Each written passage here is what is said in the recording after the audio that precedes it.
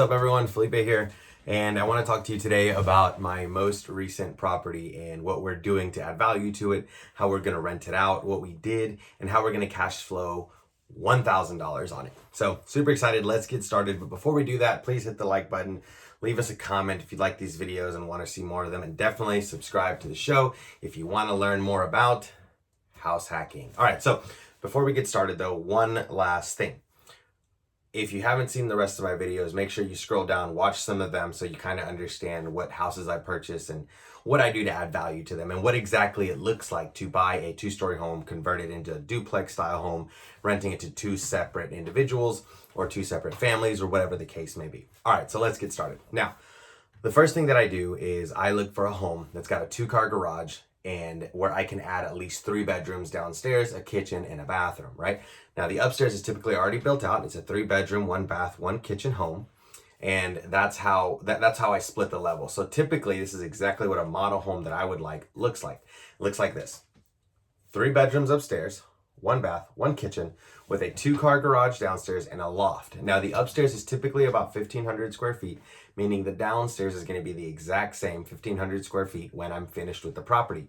There is a single entrance for the upstairs and a single entrance for the downstairs, meaning that they are separate. Now, the way that I do it to where I don't have to separate them per my city is that I don't separate the light and the water or any of the utilities, right? I cover that with the rent that comes in. Typically, what I'll do is I'll put 1 family upstairs and 1 family downstairs when I close out the garage. Now, let me explain about what I mean by that. What I do is I'll blow out the garage doors.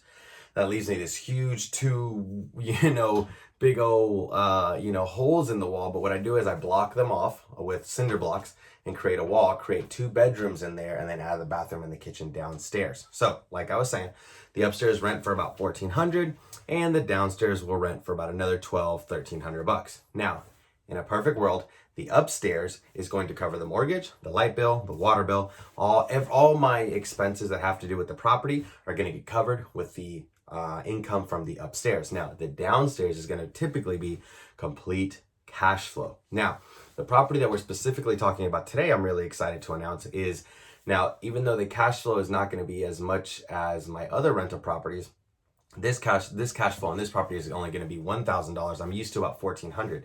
But I'm okay with that because what happened was, drum roll, we had a contractor come in and say, hey, I'd like to rent out the whole house from you. Yep, that's 3 bedrooms upstairs and 3 bedrooms downstairs. He wants all 6 bedrooms for his crew. Now, this is really exciting to me because he's had this company in the area that I live for about 8 years. So he's not going anywhere. His business is definitely not going anywhere.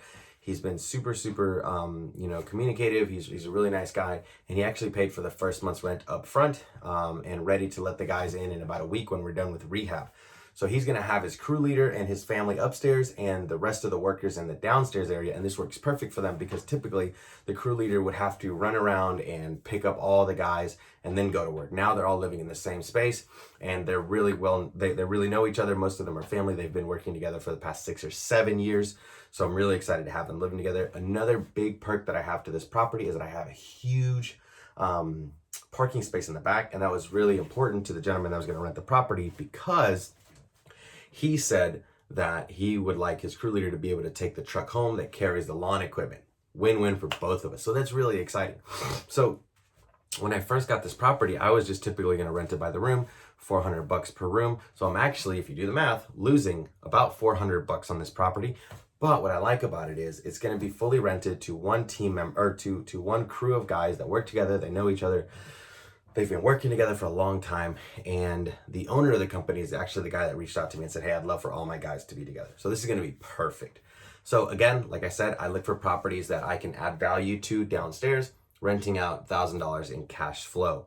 If you'd like to hear more about this, though, just leave me a comment and tell me what you'd like to hear, how I do what I do, how I find them, and what market I do, and I'll definitely make a video about that. So thanks again, guys. Hit the like button, leave me a comment, definitely subscribe to the channel. And if you want to know more about house hacking, just let me know. Thanks, guys.